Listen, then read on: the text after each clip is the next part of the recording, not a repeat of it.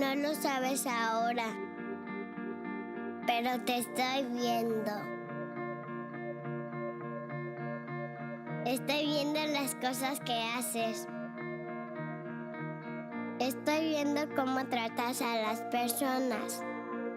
La forma como me tratas a mí, a mi mamá y a mi hermana. La forma como vives tu vida está teniendo un gran impacto en mí. Cuando llegue el momento de escoger mi carrera y mantener mi familia, tu ética de trabajo estará en mi mente. El tiempo que pasas conmigo, aunque sea haciendo cosas simples, me dará un sentido de seguridad. Habrá momentos en mi vida en que luche con la integridad y tal vez no esté seguro de qué hacer. Pero yo recordaré cómo elegiste hacer lo correcto, aun cuando pudiste haber hecho lo contrario. Todas las decisiones que estás tomando, yo también las tomaré. Por favor, no tengas miedo de mostrarme tus fallas, de mostrarme tus errores. Yo aprenderé de ellos. Papá, ¿me estás escuchando? Te estoy viendo. Viendo si en verdad crees lo que dices sobre Dios. Quiero que me ayudes mostrándome el camino. Que me enseñes a vivir, pero no de la forma segura, sino de la forma correcta. Así que te estoy mirando, papá, todos los días. Me estás enseñando a vivir, lo sepas o no.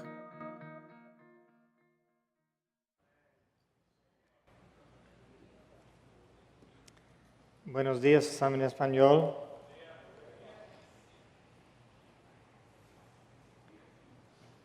Hace tiempos, cuando hemos estado orando y leyendo la Biblia aquí en examen español, ha venido vez tras vez un pensamiento en mi corazón sobre nosotros como papás. Y hoy yo quisiera hablarles sobre asegurando la próxima generación. ¿Cuántos de ustedes aquí en la congregación tienen hijos? Levanten la mano.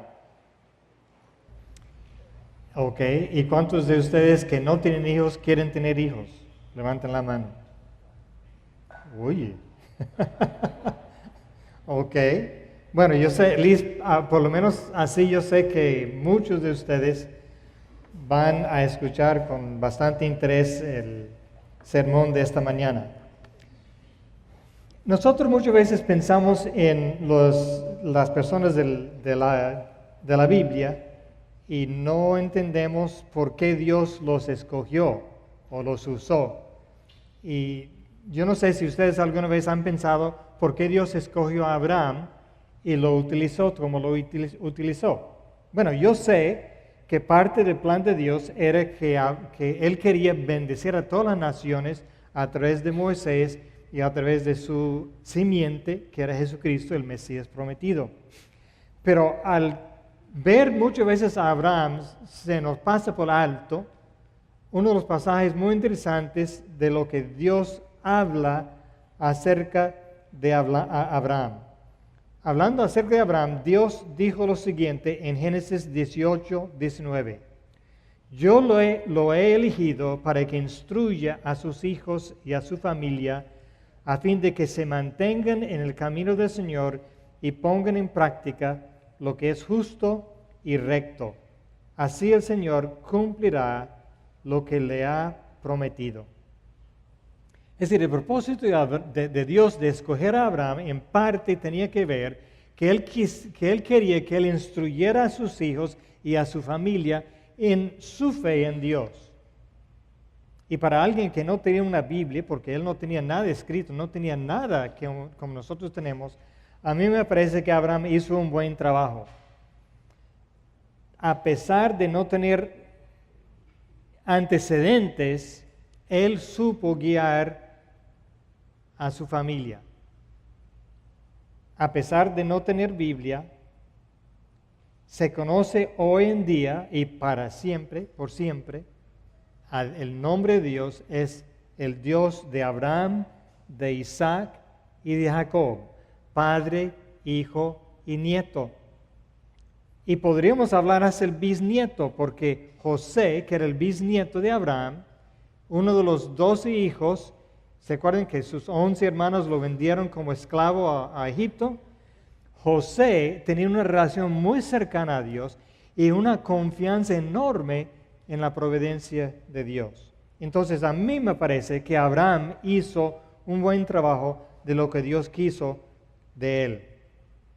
Dios le encargó 2 cosas a Abraham: que sus hijos y nietos siguieran en el camino del Señor y que pusiera en práctica lo que es justo y recto. Ahora, Abraham, al igual que todos nosotros aquí, tenía que ganarse la vida. Él tuvo que trabajar. En el caso de Abraham, él criaba ovejas, camellos, burros y comerciaba. Pero él estaba bastante ocupado en ganarse la vida y sin embargo, él siempre encontró tiempo y la forma de asegurar que su hijo y sus nietos conocieran a Dios y caminaran en sus caminos. Lo primero que nosotros vemos al leer la Biblia, sin embargo, es que por alguna razón los descendientes más adelante de Abraham no siguieron esas instrucciones. Entonces vamos a ver el fracaso de los descendientes de Abraham. Mira, Dios les dio instrucciones muy específicas a Abraham y a su pueblo sobre cómo asegurar la próxima generación. Ahora, no vamos a por el momento ver esas instrucciones, vamos a brincar más adelante, ahorita vamos a regresar a esas instrucciones, pero vamos a brincar adelante unos cientos o quizás hasta 1000 años para ver los resultados de no poner en práctica lo que Dios les había señalado. No tenemos tiempo aquí esta mañana para tratar todos los ejemplos, porque son muchísimos, pero vamos a hablar sobre algunos de ellos. El año pasado estudiamos y este año volvimos a leer el libro de Jueces, y yo no sé si a ustedes les llamó la atención lo que a mí me llamó la atención, pero en Jueces 2:6 dice lo siguiente: cuando Josué despidió al pueblo, los israelitas se fueron a tomar posesión de la tierra, cada uno a su propio territorio. El pueblo sirvió al Señor mientras vivieron Josué y los ancianos que le sobrevivieron, los cuales habían visto todas las grandes obras que el Señor había hecho por Israel. También murió toda aquella generación y surgió otra que no conocía al Señor ni sabía lo que Él había hecho por Israel. ¿Qué pasó? ¿Por qué? Si ellos andaban con Dios, esos israelitas hicieron lo que ofende al Señor y adoraron a los ídolos de Baal, abandonaron al Señor, Dios de sus padres, y los que había sacado de Egipto, y siguieron a otros dioses, dioses de los pueblos que los rodeaban, y los adoraron, provocando así la ira del Señor. Podríamos considerar, por ejemplo, un hombre que se llamaba Elí. Era el sacerdote que formó al profeta Samuel. Elí era el que tuvo durante sus años de niñez a Samuel. Samuel llegó a ser el que ungió a los primeros 2 reyes de Israel. a Saúl y a David. Entonces era un hombre de Dios. Pero dice en 1 Samuel 2 lo siguiente: Elí, que ya era muy anciano, se enteró de todo lo que sus hijos le estaban haciendo al pueblo de Israel, incluyendo de que se acostaban con las mujeres que servían a la entrada del santuario. ¿Qué? Les dijo Elí a sus hijos: ¿por qué se comportan así? Todo el pueblo me habla de su mala conducta. No, hijos míos, no es nada bueno lo que comenten en el pueblo del Señor. Si alguien peca contra otra persona, Dios le servirá de árbitro. Pero si peca contra el Señor, ¿quién podrá interceder por él?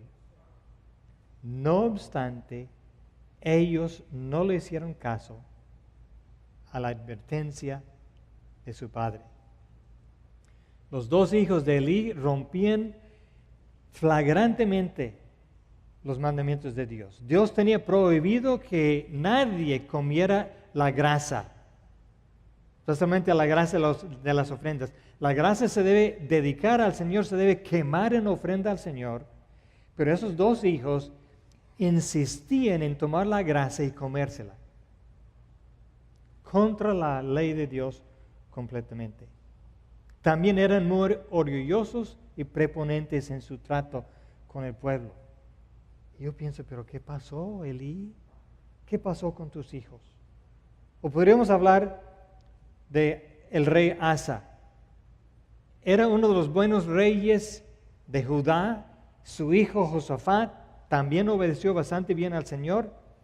Pero Jorán, el hijo de Josafat, es decir, el nieto de Asa, la Biblia dice lo siguiente en cuanto a él: hizo lo que ofende al Señor, pues siguió el mal ejemplo de los reyes de Israel, como lo habían hecho la familia de Acab, rey de Israel, y llegó incluso a casarse con la hija de Acab, el peor rey de todo Israel.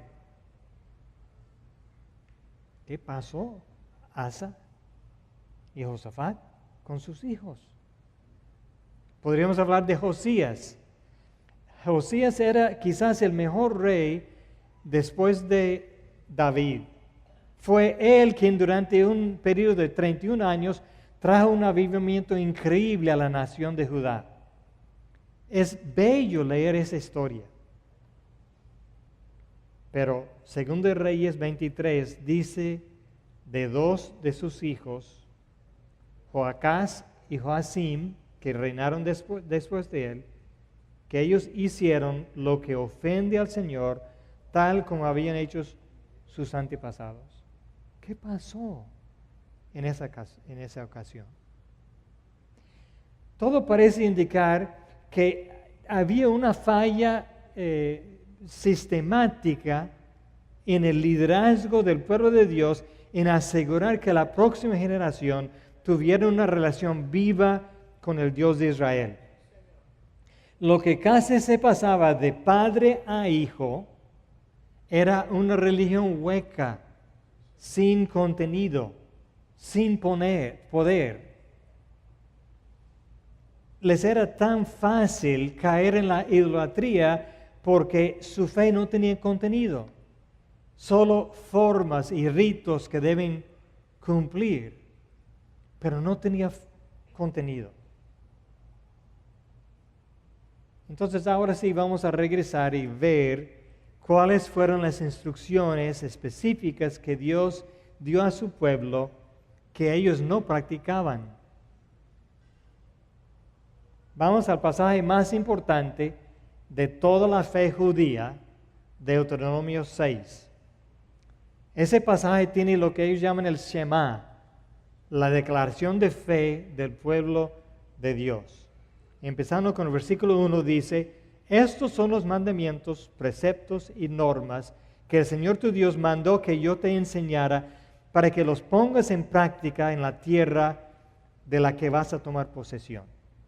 Para que durante toda tu vida, tú y tus hijos y tus nietos honren al Señor tu Dios, cumpliendo todos los preceptos y mandamientos que te doy, para que disfrutes de larga vida. Escucha, Israel, y esfuérzate en obedecer. Así te irá bien y serás un pueblo muy numeroso en la tierra donde abundan la leche y la miel, tal como lo prometió el Señor, el Dios de tus antepasados. Y aquí empieza el Shema. Escucha, Israel.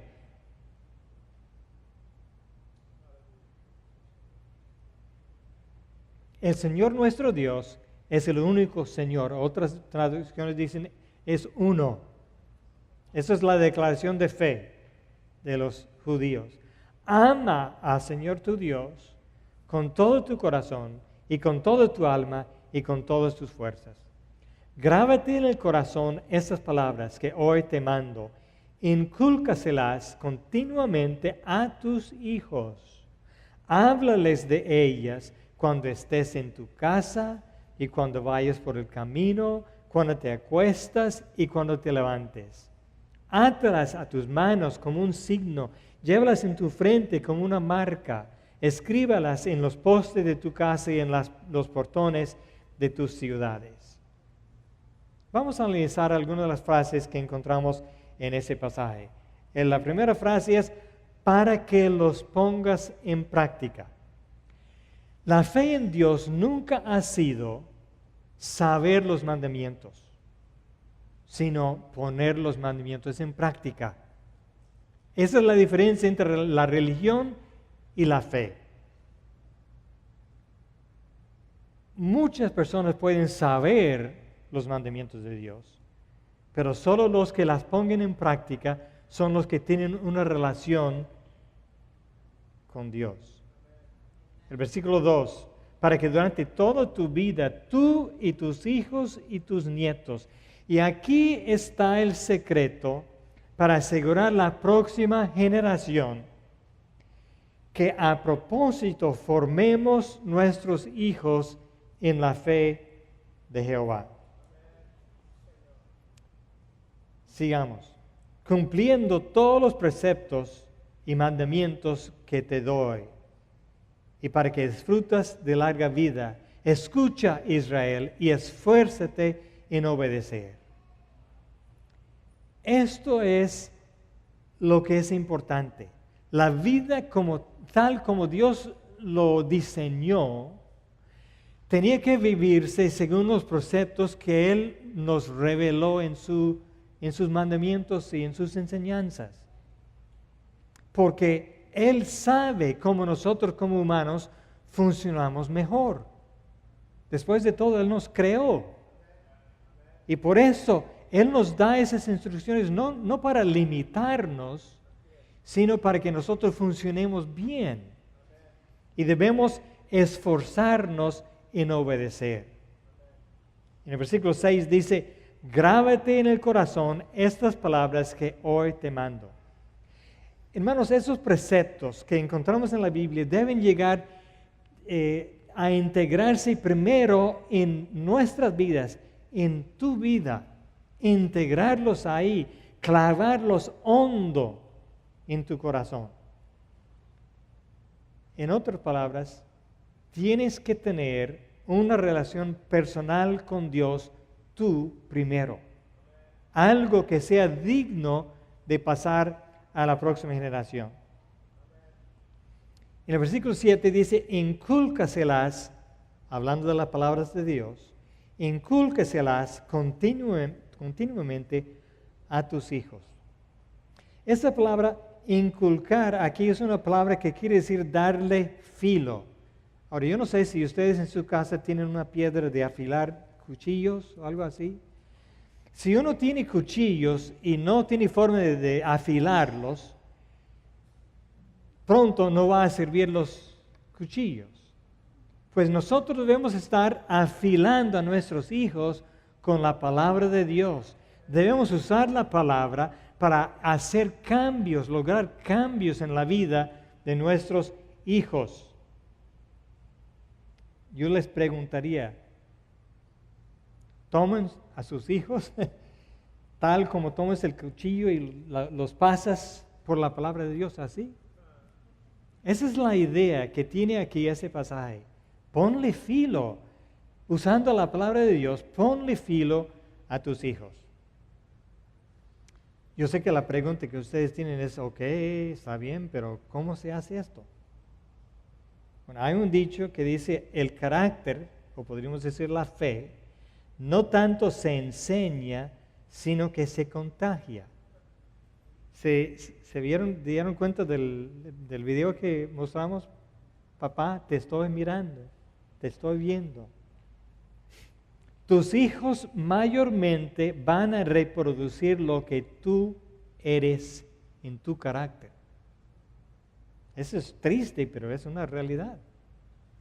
Yo puedo ver en mis hijos todas mis debilidades, no tanto las cualidades buenas, pero así es.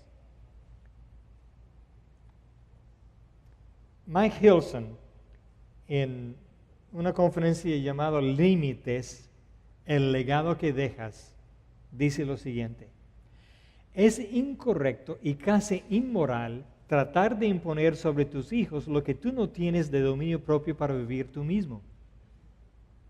No puedes decir, voy a decirles a mis hijos cómo portarse para que no sean como yo. Decir, haz como yo digo, no como hago, nunca ha sido una técnica efectiva para formar a tus hijos. Tus hijos llegarán a ser lo que tú eres, no lo que quieres que sean. Tus hijos aprenderán mucho más rápidamente y más fácilmente y pondrán en práctica lo que tú haces y no tanto lo que dices. Empieza contigo mismo y luego trabaja con tus hijos. Sé la persona que quieres que tus hijos lleguen a ser. Padre, si sus hijos no ven en ti el amor hacia otras personas, no van a amar a otras personas. Si no ven que tú eres una persona paciente, ellos no van a ser pacientes. Si ellos no ven que tú trates a otros con la misma gracia que Dios te ha tratado a ti, ellos no van a tratar, tus hijos no van a tratar a otras personas con gracia, sino que le van a estar dando en la cabeza todo el tiempo. Si ellos no ven en ti una persona generosa con su tiempo, con sus bienes, con sus ofrendas a Dios, ellos no van a ser generosos. Si ellos no ven que tú tienes dominio propio en los campos donde pierdes la paciencia o te enojas o lo que sea, si tú no tienes dominio propio, tus hijos no van a aprender a dominarse a sí mismo y a sus deseos. Una relación vibrante con Dios que establece el tono de toda tu vida, es la única forma que tú vas a reproducir en tus hijos una relación vibrante con Dios. Si quieres tener hijos que caminan con Dios, necesitan verte a ti caminando con Dios. Yo creo que uno de los piropos que yo más atesoro de parte de mis hijos es esta. Me han dicho, papi, lo que más acordamos cuando pensamos en ti es de ti ahí sentado cada mañana en la silla o en la cama con tu Biblia, pasando tiempo con Dios. Y mis 4 hijos tienen esa costumbre. Ellos vieron a su mamá todos los días sentado en su silla con su Biblia y su cuaderno de oración, y ellos sabían que ella estaba orando por ellos. Entonces tenemos que modelar, tenemos que vivir ante nuestros hijos y en forma pública, por decirlo así, para que ellos vean cómo nosotros nos relacionamos con Dios. Otro es, ¿cómo hacemos eso? Déjenme darles, la Biblia nos da sugerencias. Dice, háblales de ellas, de las palabras de Dios, cuando estés en tu casa y cuando vayas por el camino, cuando te acuestas y cuando te levantas. Padres, su conversación con sus hijos no se debe limitar solamente a ayudarles con las tareas de la escuela o comentando o viviendo eventos deportivos o comentando las noticias. También parte de la conversación de todos los días debe ser conversar con sus hijos, compartir con ellos los secretos que tú has aprendido sobre cómo enfrentar las cosas de la vida confiando en Dios. Tus hijos necesitan observarte a ti, resolviendo problemas que tú enfrentes. Y ellos necesitan saber por qué te portas así, por qué te portas bíblicamente ante cosas así. Cuando nosotros nos mudamos de la Dominicana a México, nosotros nos hicimos miembros de una iglesia bastante grande con muchos jóvenes y fuimos a México para trabajar con estudiantes universitarios. Pero como la tercera o cuarta domingo de estar en esa iglesia, ¿cuál fue la sorpresa nuestra como familia? Que el pastor desde el púlpito dijo: hermanos de la congregación, yo no quiero que ustedes no tengan nada que ver con Lloyd Mann y su familia ni su ministerio. Wow. Y eso seguía domingo tras domingo, así llamándonos por nombre. Desde el púlpito nos atacaba. Y por fin nuestro hijo mayor, André, dijo un domingo: papi, ¿cómo tú puedes sentar bajo el ministerio de ese hombre y pedirnos a nosotros que lo respetemos, viendo lo que él hace? Una buena pregunta. Yo dije, ok, vamos a estudiar la Biblia. Mire el caso de Saúl y David. Saúl era el rey ungido por Dios, puesto por Dios, pero estaba tratando de matar a David. David en ningún momento le habló mal de Saúl. Saúl estaba tratando de matarlo.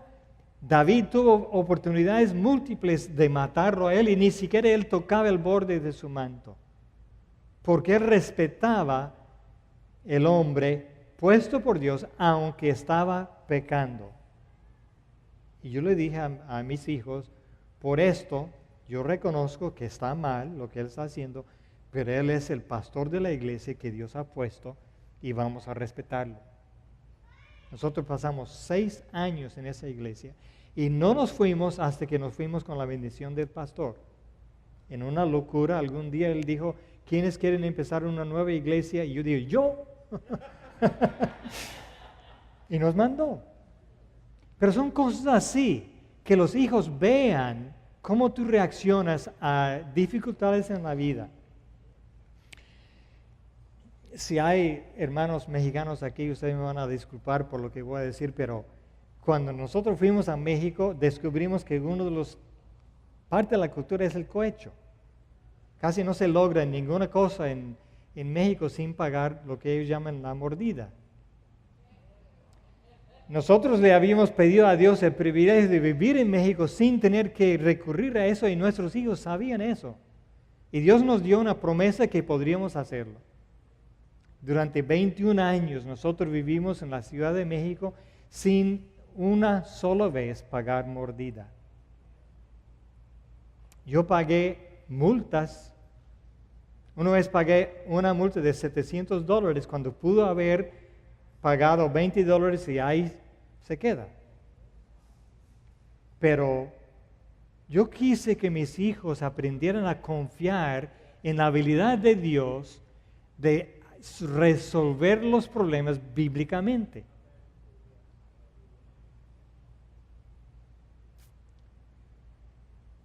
Dice el pasaje: cuando estés en casa, cuando estás de camino, cuando te acuestas, cuando te levantas, esto cubre todas las horas del día. Tu conversación con tus hijos sobre tu relación con Dios debe ser algo tan normal, tan a menudo, que impregne toda la vida familiar. Pero tienes que tener algo que contarles. Si no estás caminando con el Señor, ¿qué les vas a contar? Al final de ese mismo capítulo 6, Moisés les da otra instrucción que debemos poner en práctica con nuestros hijos. En el versículo 20 dice, en el futuro, cuando tu hijo te pregunte, ¿qué significan los mandamientos, preceptos y normas que el Señor nuestro Dios les mandó? Es básicamente, si te dice, papi, ¿por qué me exiges hacer eso? Cuando te desafían, cuando te preguntan, les responderás, en Egipto nosotros éramos esclavos del faraón, pero el Señor nos sacó de allá con gran despliegue de fuerza. Ante nuestros propios ojos el Señor realizó grandes señales y terribles prodigios en contra de Egipto, del faraón y de toda su familia. Y nos sacó de allá para conducirnos a la tierra que a nuestros antepasados había jurado que nos daría. El Señor nuestro Dios nos mandó temerle y obedecer estos preceptos para que siempre nos vaya bien y sigamos con vida. Así ha sido hasta hoy. Entonces, cuando tus hijos desafían o preguntan o resisten alguna forma de vida que tú quieres que ellos tengan, de no pegar a los demás cuando todo el mundo lo hace, de no devolver mal por mal, de no chismear, lo que sea, ustedes deben explicarles la razón por la que nosotros tenemos este estilo de vida. Debemos repasar con nuestros hijos las grandes obras de Dios en nuestra vida, constantemente recordándoles que la obra de Dios en nuestras vidas es lo que da sentido y propósito a nuestra vida, y compartir los pasajes bíblicos que apoyen ese tipo de vida. El salmista en el Salmo 78, para mí, resume bellamente esta parte del trabajo de los padres con sus hijos, de repasar constantemente las grandes obras de Dios en nuestras vidas. Vamos a leer el Salmo 78. Pueblo mío, atiende a mi enseñanza, presta oído a las palabras de mi boca. Mis labios pronunciarán parábolas y invocarán misterios de antaño, cosas que hemos oído y conocido y que nuestros padres nos han contado. Fíjense, son cosas que hemos vivido y que nuestros padres nos han contado. No las esconderemos de sus descendientes, hablaremos a la generación venidera del poder del Señor, de sus proezas y de las maravillas que ha realizado. Da testimonio a tus hijos sobre el poder de Dios en tu vida. Versículo 5. Él promulgó un decreto para Jacob, dictó una ley para Israel, y ahora fíjense en el plan de Dios para asegurar la fe de las generaciones venideras. Ordenó a nuestros antepasados enseñarlos a sus descendientes, para que los conocieran las generaciones venideras, y los hijos que habrían de nacer, y que a su vez les enseñaran a sus hijos, nuestros nietos. Debe pasarse la fe y la calidad de vida y la forma de vivir de una generación a otra generación. Y dice el versículo 7, así ellos pondrían su confianza en Dios. Si ellos nunca han visto que tú tienes confianza en Dios y resuelves problemas confiando en Dios, ellos no van a poner su confianza en Dios. Entonces dice, así ellos pondrían su confianza en Dios y no se olvidarían de sus proezas, sino que cumplirán sus mandamientos. Nosotros tenemos un amigo mexicano que en los últimos 15 años yo creo que ha perdido su trabajo en una industria importante allá. Y en las 3 ocasiones ha durado más de un año sin encontrar un trabajo. Pero nuestro amigo tranquilo, no se preocupaba porque él sabía, él tenía confianza en Dios, que Dios iba a proveer lo que necesitaba. Pero no así su familia, especialmente sus hijos. Ellos se preocupaban, veían pasar los meses de su papá ahí tranquilo. Y una vez su hijo me habló y me dijo, yo no entiendo a mi papá. ¿Por qué no se afana para encontrar un trabajo? A mí me está preocupando cómo voy a pagar mis estudios. Ellos entraban en depresión por vivir esto. Y le pregunté a mi amigo, oye, ¿alguna vez has compartido con tu esposa y con tus hijos por qué tú estás tranquilo delante de Dios? ¿Por qué tú tienes tanta confianza en Dios? Pues no se me había ocurrido. ¿Cómo puede ser? Yo dije, háblales, explícales los pasajes que te apoyen. ¿Por qué tú no te preocupes frente a esas dificultades? Lo hizo y su familia estaba tranquila. Pero hace falta compartir con nuestra familia los por qué y las bases bíblicas por qué vivimos así. También quiero tocar el contexto de Deuteronomio 6 porque es muy importante para nosotros hoy en día aquí. Dios por medio de Moisés les dio estas instrucciones a su pueblo justo antes de que entraran a tomar posesión de la tierra prometida. Por primera vez en más de 40 años, ellos iban a estar rodeados por culturas antagónicas a la fe en Dios, por culturas idólatras. Y esas culturas iban a hacer todo lo posible, todo a su alcance, para destruir su fe y diluir su confianza en Dios. Entonces, era de suprema importancia que en ese momento Moisés les diera esas instrucciones de pasar la fe de una generación a otra. Muchos de ustedes crecieron en culturas donde la cultura todavía era religiosa. Yo crecí en los Estados Unidos cuando la fe cristiana todavía era una parte importante de la cultura. Es cierto, en los países de ustedes y aún aquí, esa fe no siempre era bíblica. Esa parte de ser religioso no era fe bíblica. Pero por lo menos se aceptaba, se tomaba en cuenta a Dios y había devoción hacia Dios. Se aceptaba que hubiera valores absolutos. Algunas cosas eran buenas y otras cosas eran malas. Hermanos, no es así hoy en día en los Estados Unidos. Y si ustedes no ponen en práctica lo que se enseña en Deuteronomio 6 y Salmo 78, ustedes van a perder a sus hijos. Se los aseguro.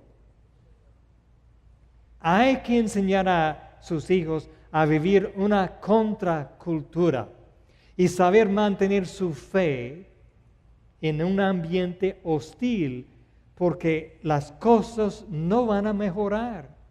Acéptenlo y preparen a sus hijos para vivir como seguidores de Cristo en una cultura secular pagana, porque eso es lo que nos espera.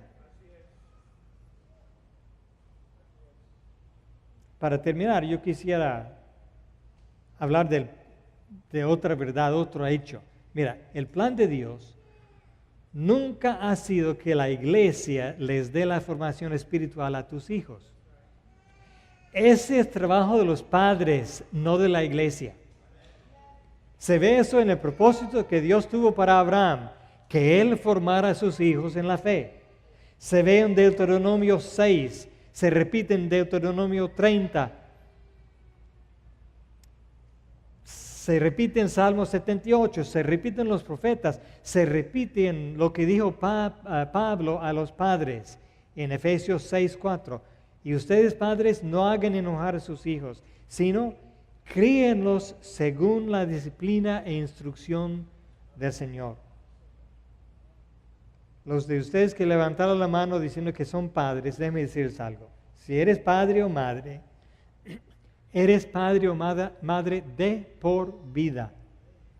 Tu responsabilidad de continuar repasando esas cosas con tus hijos no termina cuando ellos se casen o se independicen, sino que porque tú tienes mucho tiempo más de estar viviendo y de estar aprendiendo de Dios. Y aun como adultos, ellos necesitan que tú estés repasando con ellos lo que Dios está haciendo y ha hecho en tu vida. Ahora que mis nietos ya están creciendo, yo busco tiempo para estar con cada uno de ellos aparte, con Gabriel y después con Silas. Y parte de lo que yo hago con ellos es compartir con ellos las grandes cosas que Dios ha hecho en nuestra vida. Y a veces comento de cosas que Dios hizo en la vida de su papá, por si acaso Él no les ha contado esas cosas. Entonces, yo quiero animarlos a ustedes, los padres, a que empiecen a hacer por lo menos 2 cosas para fortalecer sus esfuerzos hacia asegurar la próxima generación. Y aquí están los 2 retos que yo les dejo. Profundice tu propia relación con Dios, clavando la palabra de Dios hondo en tu propio corazón, asegurando tu propio caminar diario con el Señor, haciendo de tu relación con Dios algo que penetre y define quién eres en todas las esferas de tu vida, hasta que sea natural compartir con tus hijos. La segunda cosa, debemos conversar naturalmente con nuestros hijos y nietos sobre nuestra fe en Dios. En cualquier momento del día, en cualquier lugar, háblales de las grandes cosas que Dios está haciendo, ha hecho en tu vida y cómo los principios bíblicos se aplican a su vida. Trabaja con ellos para que ellos entiendan cómo tomar los principios bíblicos y responder a problemas que están enfrentando en su vida. Nuestro propósito aquí en la Iglesia Summit en español y en la Iglesia Summit es apoyarte en esta tu responsabilidad. Nuestro propósito no es nosotros formar a tus hijos. No ofrecemos las actividades de middle school, de high school, de Elevate, de Awana como sustituto a lo que ustedes deben estar haciendo, sino son para apoyarlos a ustedes como padres. Yo les voy a tirarlos a Raudel y a Fausto debajo del camión, como dicen. Si ustedes como padres se sienten la necesidad de más entrenamiento en cómo asegurar que sus hijos tengan una relación viva con Dios que transforma sus vidas, pues háblales con Raudel y con Fausto, porque nosotros tenemos que asegurar la próxima generación o estamos fracasando como iglesia, porque eso es lo que Dios nos ha encargado, formarles a ustedes en cómo hacerlo.